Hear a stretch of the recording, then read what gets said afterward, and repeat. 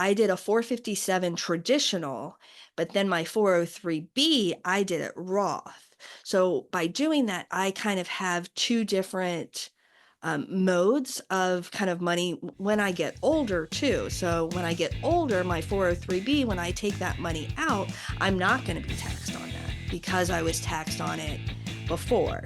But then I wasn't taxed on my 457. Welcome to the Teacher Money Show, the podcast dedicated to helping teachers navigate your unique financial challenges and unlock your financial superpowers.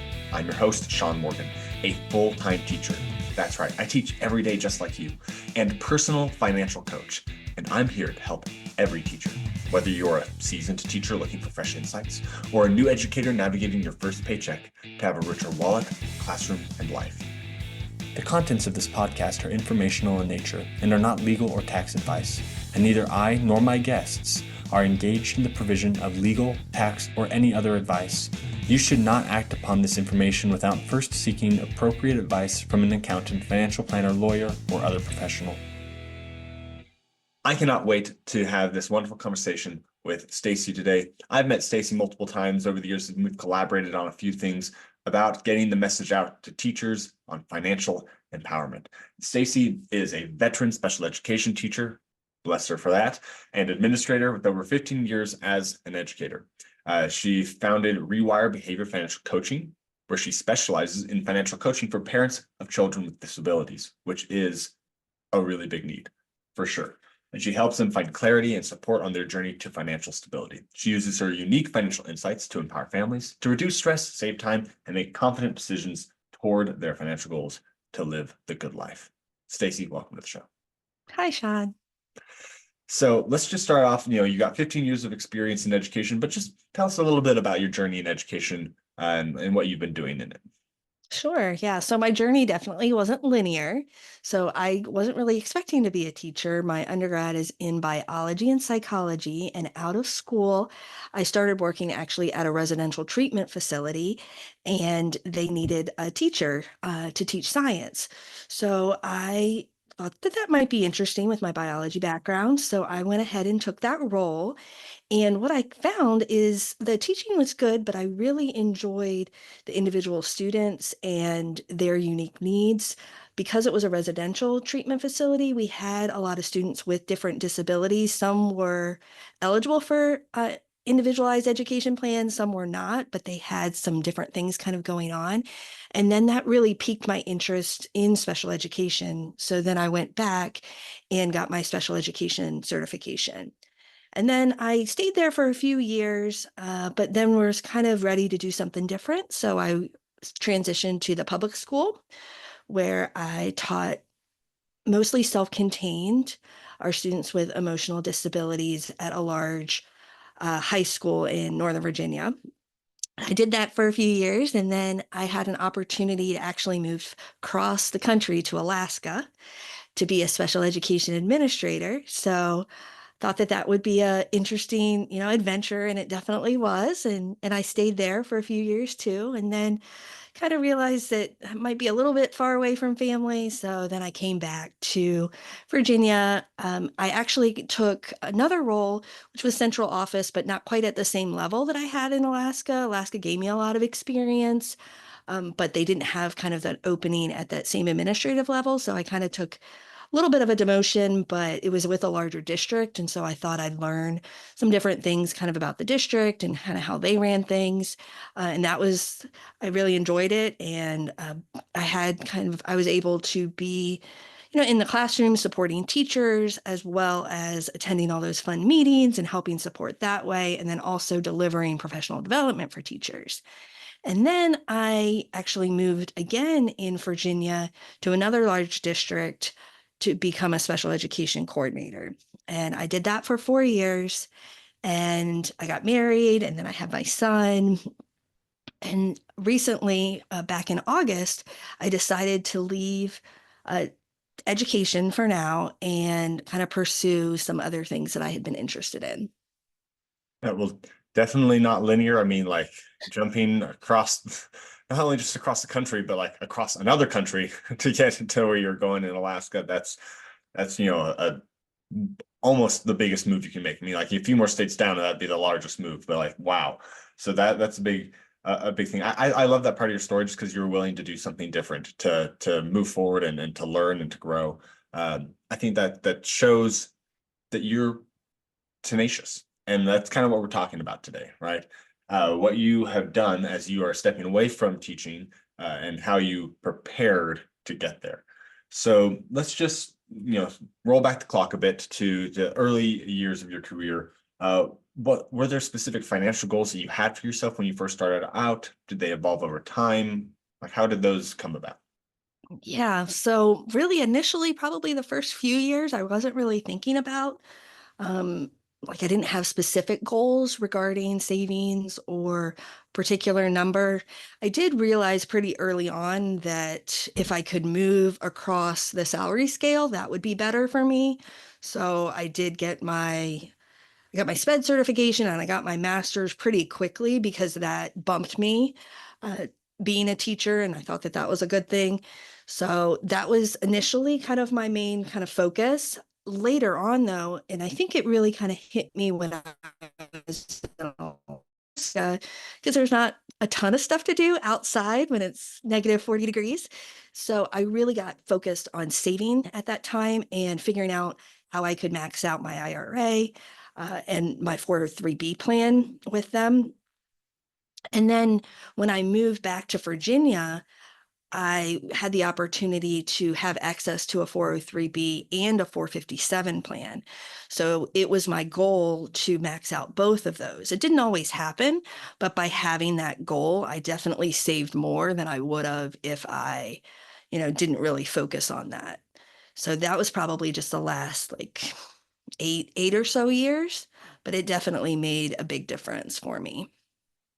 Do you feel like that was possible for you just because, like you said, you got married when you moved back? Was that what enabled you to do that, having that dual income going on, or were you trying to do that before you got married even?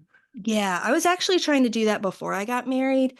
I had heard about the Millionaire Educator and about how he used his 457 plan to kind of take like a year, do some traveling. I had always been interested in traveling.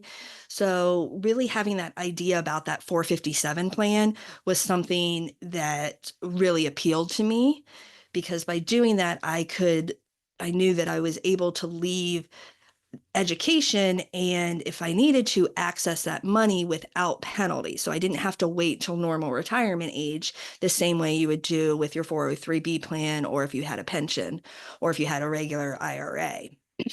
So that was a big focus to kind of give me some more flexibility in and more options as I kind of pursued, the next step in my journey. Okay, so we're kind of moving into the next thing I wanted to focus on is like the steps you were taking to start building that foundation for being able to retire or live a life of flexibility, however we want to talk about it, right? And I think this is a particularly interesting point. So you're trying to max out two accounts, right? Yes, And yes. that's It a lot of was money. it's a lot of money. I also did some side, I was a lacrosse official and for a while I did VIP kids, taught the Chinese kids for a little while. So I was trying to do some extra kind of things to maybe supplement that. But yeah, I was actually at a couple years, I was able to max out my 403B, my 457. Virginia has a pension, so they were already taking automatically for my pension and then my IRA too. So even just having that really as a goal, even if it didn't happen all the time, but having that as a goal really had me focused on saving as much as I could. So I mean, like we're talking about close to 50 grand being put away, not to mention the pension, pension pullout varies by state, but that's going to be in the close to 10% range for a lot of states, a bit below that, a bit above it, depending on the state you're in. So that's that's very impressive. So you were putting most of your paycheck then towards these accounts you were putting in. Um, were you just hoping to survive on your other endeavors outside of that then? Is that how you were able to manage that? Yeah, that's kind of how I supplemented that. I do have a rental property, so that helped because there was a gap between what I was, the mortgage for the property and what I was bringing in. So that was a little bit, and then I would also officiate and kind of do these different side hustles to really help with that. And then, I really was careful with what I spent money on, so there was times that I didn't go out or I said no to different things, really trying to be focused on what my ultimate goals were. Wow, that's incredible. Well done. So focusing on goals, building side income so that way you can put money into these retirement accounts. Were there any other steps that you feel like really helped you move towards the spot where you have the flexibility that you need right now to be able to step away from teaching? Yeah, I think those were the main ones. And then, of course, not trying not to be caught up with what everybody else was doing. And then I definitely too, as I pursued and kind of moved up the ladder, I looked for different like scholarship opportunities or discounts either through my division so I didn't have to pay for all of my education. I guess that was also another kind of piece that I don't know if everybody really explores that before they look at, okay, what's the best way for me to go and make that next move? Because actually, too, when I came back to Virginia, I needed admin certification, which I didn't have. So I went and did that through a program that was cheaper. I just went with the cheapest program because that program gave me the certification. There was other programs that would give me the certification too within the state, but they were 3, 4 times as much. And for me, that wasn't really important.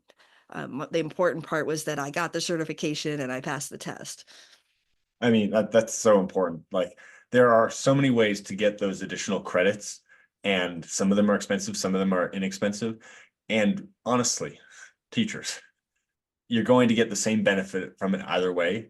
And if you're like, well, I'll get a better education in the side, just do your own professional development on the side. You're going to learn so much more just being a lifelong learner of your craft than going to some fancy college, which I've been through many college programs. They're usually a little behind the times at the college compared to what you're experiencing in the classroom because it takes some time to adapt. So just get the thing, get the certificate, jump through the hoop, get the money, and then learn on the job. I mean, learning on the job, I learned more in a week in the classroom teaching than I did in my undergraduate. It's just how it goes. So focus on learning yourself just every day as a teacher, and that's going to be much more effective for your actual growth as a teacher than getting the most expensive certification for administration or for your master's for whatever. We're honestly doing this, and I hate to be as cynical as this, but we're getting that higher degree for the money because we need that pay for what we deserve as professionals. Rant over. And by getting that last certification, it actually bumped me up to the master's plus 30. So that was kind of the highest level before getting like my doctorate, which I wasn't really interested in doing. So I also think another key thing, because it varies district to district, is looking at your district and what makes the most sense for you. Like, does it make sense for you to go get your master's? Does it make sense for you to get a different certificate and kind of weigh all of those things? For me, getting the doctor, yeah, it might be like $2,000 more a year, but what it was going to cost for me to go just straight cost, not looking at, that professional development piece, but just time, money, is it worth it for me? It would take like 20 years for me at least to get back to even on that. So for me, that wasn't a good, use of my time, energy, and efforts. Absolutely. I love the way you're thinking about that. And that difference between, just straight bachelor's and that master's plus 30 is going to be like probably over $1 million worth of lifetime earnings and pensions and things like that. So jumping along that path can make a huge difference. Regardless of when you want to step away from teaching, it can make a big difference in your day-to-day pay, but then also in what you can put into retirement accounts and for your ultimate pension. Okay, so we're at the point where you decided just recently, this is very recent, to leave the classroom earlier than a lot of people do. What led to that decision? So, a big impetus for me was my son. He is 18 months now. So, as you know, in most districts, in most states, we don't really get maternity leave, paternity leave. So, the time that I took all my sick time, and then I took unpaid time to stay home with him when he was first born.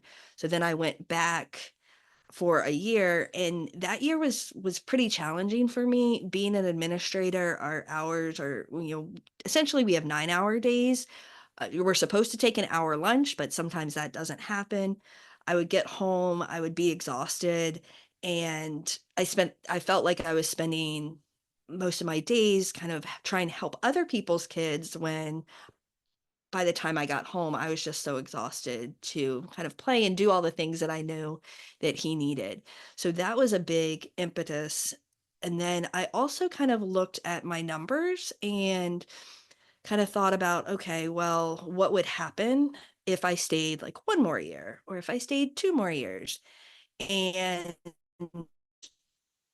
when I looked at everything, I kind of realized, yeah, I could have stayed, but in the long run, it wouldn't have made a huge difference, like with my pension to stay 1 or 2 more years. And right now, with him being so young, I think it's just a really important time for me to be as present as I can with him. Yeah, I love that. I mean, life changes and quite rapidly sometimes.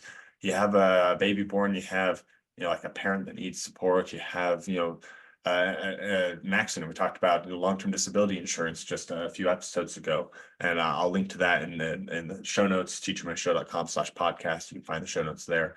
But there's these different events that can happen in our life that can make it so we can't or don't want to continue teaching, even if we love it right now, even if we would love to do it if that event didn't happen.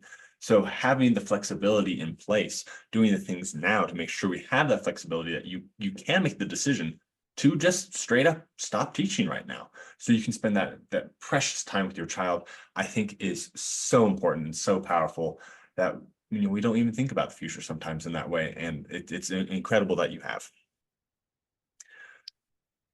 So we have this moment to step away from the classroom so you can spend time with your child. Uh, how does your view of like your like actual retirement date, because you're not retired yet, you're just not working at the moment. Uh, Are you feeling like you're going to be able to make it there just as is? Does a pension play into your current plan towards that actual retirement spot? Are you feeling like you're going to have to go back to work? I'm going to throw a lot of questions at you right now, and you just tell me what your plan is moving forward.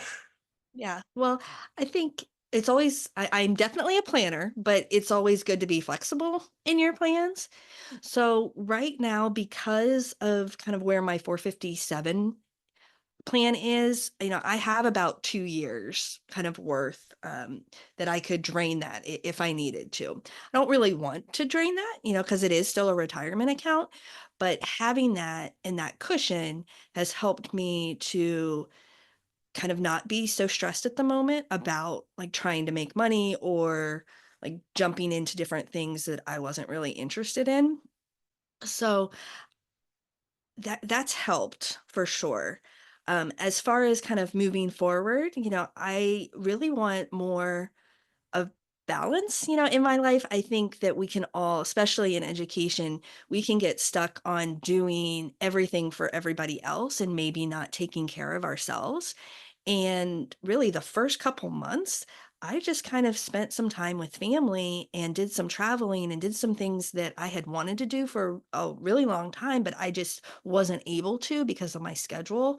The other part about being an administrator is that we work 12 months.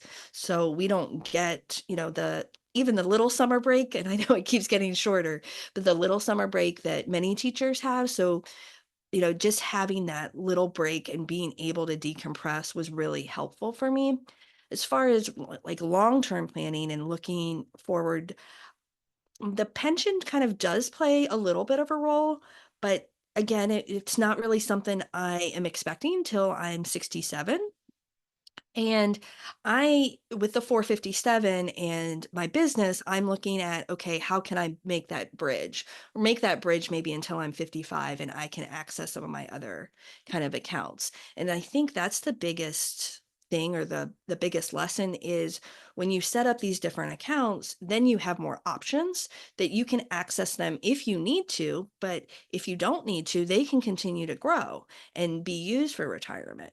So thus far, I haven't needed to access my 457 account. Now, prior to leaving, I did build up some cash reserves. I did some CDs and different things like that, and back a few years ago did some I bonds. So I have cashed some of those in to kind of help bridge. But for me, those are things that I could access easier and sooner as opposed to, my retirement accounts. But just knowing that that's there is certainly helpful for me moving forward. And can you just briefly speak to why you're talking about the 457 and why that's the thing that you're, leaning on as your bridge? Yeah, so one of the great things about the 457 compared to like a 403B plan, and I'm talking for both of these traditional. So you get the tax write-off straight off the top by contributing to these accounts. So with a 403B, if you take it out prior to retirement age, you have to pay a penalty on that. A 457 account, if you just separate from your employer, so you just leave your division, then you're able to access that account tax free, or excuse me, not tax free, but without the penalties. So it's still going to count as ordinary income to withdraw money from it.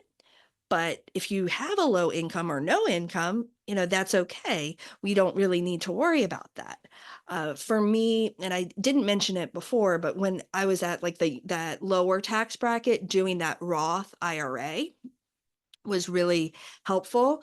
And I decided, and everybody's, situation is different, but for me personally, I did a 457 traditional, but then my 403B, I did it Roth.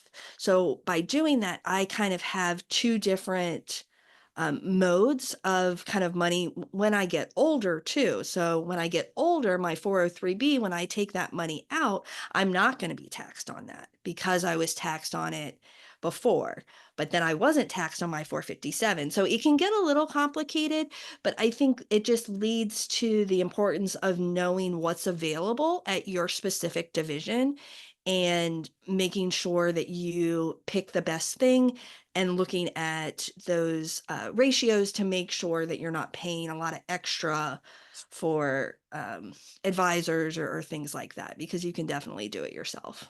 Yeah, awesome. So yeah, those a 457, such a powerful account. I interviewed, Jerry Bourne, millionaire educator, great guy. He talks all about the 457. I'll once again link to that show on the show notes, teachermoneyshow.com/podcast. You can find him there. And he just breaks down how he used the 457 to just massively accelerate his wealth journey by jumping schools. So I mean, like, if you want to follow his path, you would jump from school to school to school. But it was a very interesting approach. And just the whole power behind the 457, though, is that the money is accessible immediately, right? It is accessible as soon as you have left that job. So if you have to step away, it's almost like doing a long-term disability for yourself, because when you're no longer at that job, you have that cushion built up automatically to be able to draw from if you need it. So if you have that option, about 40 states, I believe, have the 457. Some are better than others. So, make sure you actually look and see if it's actually a good option for you in your district or in your state to do that. But it is definitely a powerful tool if you have it and you plan on using it properly. Yeah, and I actually learned about the 457 from him, many years ago. So definitely want to thank him for kind of what I'm doing now, because it probably wouldn't have been a possibility without that. And I think the other part too is whether you need to access the money or not, it's kind of that safety net or cushion. Because I know, a lot of teachers are planners and we like to, be confident in our decisions, and things can change. But by having that there, it does make you or at least for me, it provides comfort because I know if I need to access it, I can. I don't have to, but it's always an option for me. Yeah, that's incredible. I love how much that has played into your story because I think it's the proper use of a 457 when you're wanting to have that flexibility. It really illustrates the power of having that account on hand. Okay, what's been the most surprising thing about leaving the classroom for you? So I think right now it is how busy I am. I didn't expect to not, do anything, but really I've filled my time with all these different things that I'm interested in. I'm doing some volunteering. I am running my business. I'm spending time with my son. Um, and last year I wasn't doing, I was still spending time with my son and I was doing a little bit of coaching, but just not to the same degree. So it's so interesting to me how when I've left, like even just my bandwidth has kind of increased because I'm not focused on the next manifestation or IEP meeting or what needs to happen with this school or that. That before, that's what I was thinking about. And even when I wasn't working, I was still kind of thinking about those things and those next steps. And now I'm not. I'm thinking about, when's our next vacation and what are we going to do while we're there, and my clients and what they may need to help them be successful. Yeah, that's awesome. I always tell people when they ask me how my summer vacation is going, it's like, well, I'm so busy, I don't know how I have time for a full-time job. I always have so much to do when I'm not working. So it's just incredible how much we can do, how many things that we can accomplish. But if we're not working a full-time job and having that flexibility built into your plans, so that way you can step away and fill your time with great things when it's time to do that is just incredible. Yeah, All right. it's been Well, great. let's go ahead and wrap this up. All right. So right now you're working on your business. Are you ever planning on going back to teaching, or do you have something else that you're moving towards? What are you hoping to do to maybe continue to earn money to continue to bridge that gap until you turn 55? Sure. So in Virginia, our certifications are 10 years. So my certification is good for another 8 years. I always know that if I need to, I can go back and be a special education teacher, or depending if there's an opening, a special education administrator. But right now, I'm really kind of focusing on taking this break, spending some time with my young son.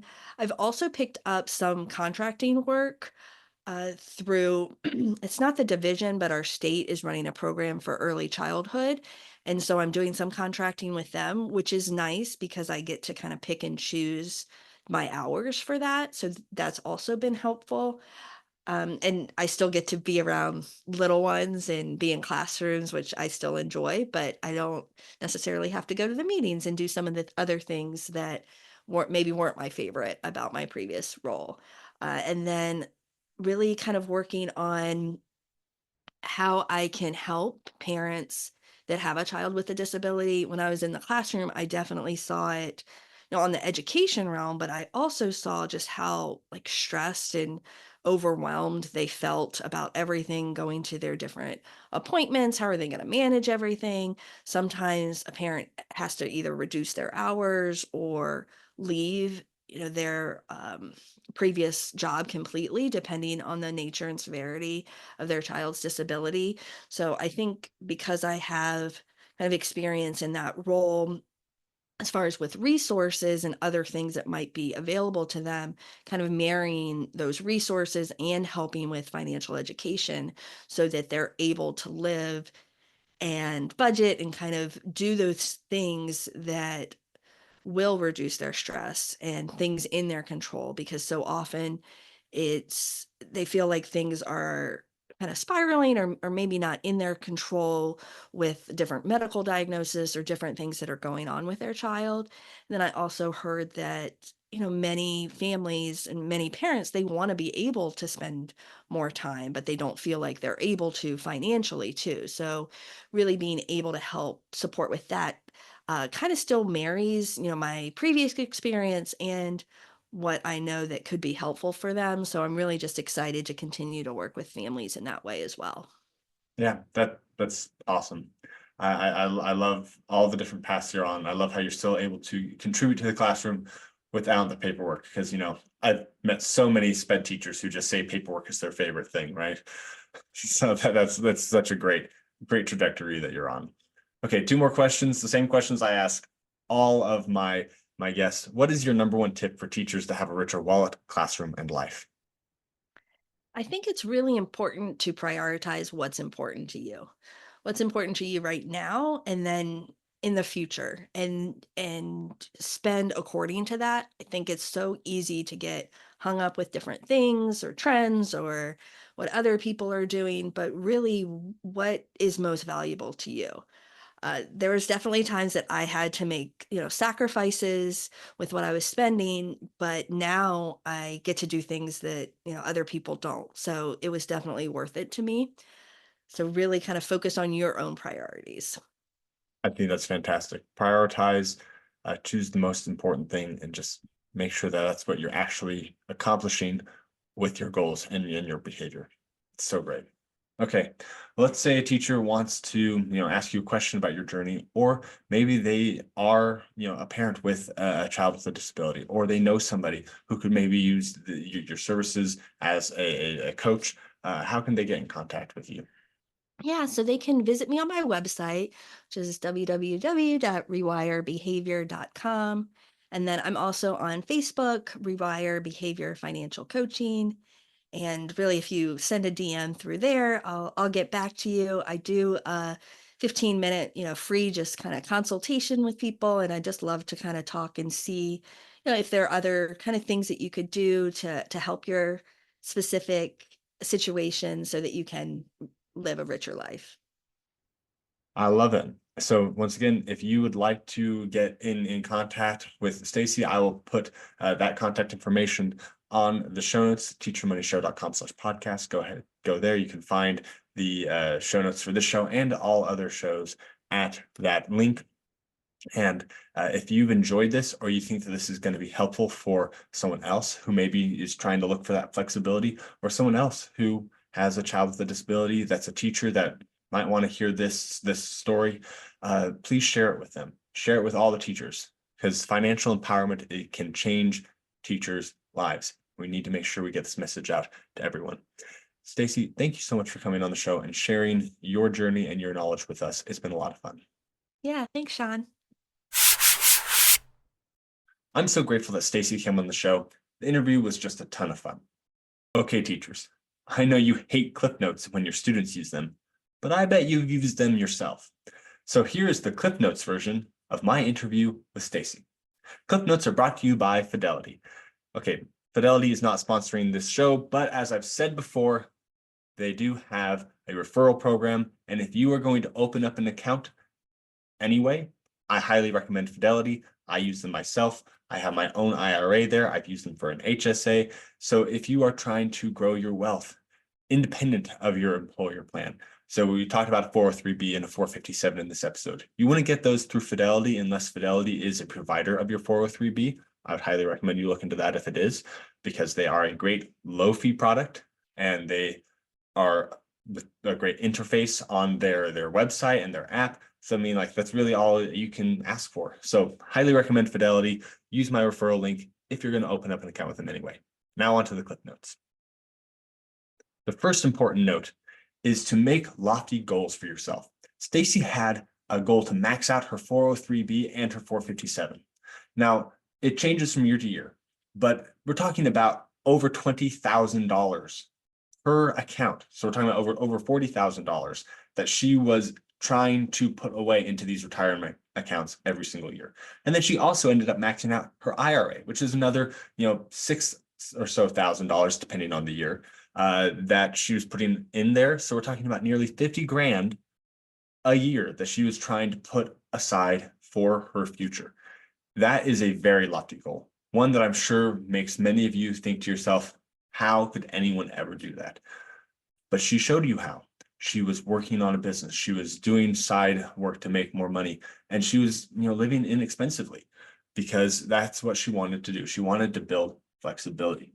And the most important way that she built flexibility was with that 457, right? So if you have that 457 option, this is your second main note, look into that. See if it is a good option. See if the fees are good, if the products that you are investing in are good, because that 457 vehicle is so powerful as a means to create flexible wealth, because you're able to step away from your employer and start drawing on that penalty free. Now, of course, you'll pay taxes, but you're going to pay taxes on earned income anyway. So having that 457 as a way to reduce your taxes now, but then have the flexibility to draw from them later if you need that money after you step away from teaching, super powerful, right? You might have like a pension that you're working towards, but then you need to step away.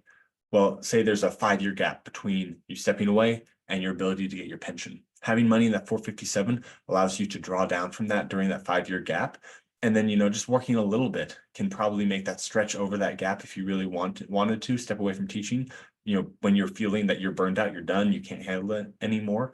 That is so, so powerful. So 457, if you're in those lucky states that have them, and if you are in a state that has a strong 457 with low fees and with good investment options, definitely take a look at that as a place that you can start your wealth growing journey. The third note is to prioritize your goals. You need to make sure that what you want in life is matching your behavior. Don't say, I want this. I want to, retire at 55. I want to retire at 50. I want to be able to leave the classroom to volunteer full-time at this or that other organization. If you have a certain goal and then your behavior is, spending all of your money doing frivolous things, those aren't lining up. Make sure that when you are about to spend money, when you're going to do those frivolous things, you ask yourself, does this align with my goal? And if it doesn't, then prioritize your goal. And now, I'm not saying don't do anything fun. Okay, that's not what Stacy was saying either. She definitely was doing fun things during that time. But if it's not giving you as much joy as your goal in the future is going to give you, or if it's not bringing that joy that you need into your life to help you keep going, prioritize that goal. That is so, so important. And then the last note is, if you are leaving the classroom, make sure you are not running away from teaching, but you are going to something else. I love how Stacy has very specific things that she's doing with her time. She is spending as much time as she can with her precious child. She is working on her business, helping parents of children with disabilities with their finances, which is so amazing. And then she is still getting to work with these wonderful young children in her contracting opportunity, which is just so much fun.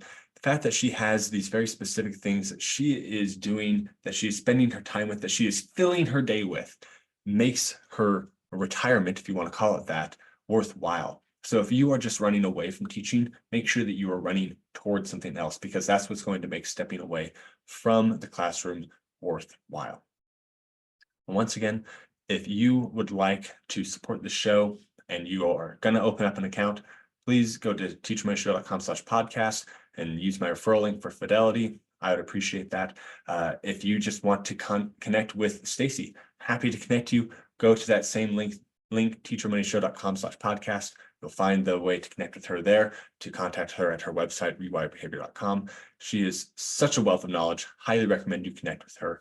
And remember, as a teacher, you are already rich. Your wallet just needs to catch up. Are you worried you won't have enough money to retire? Or maybe you just don't know how you're going to get out of all of this debt.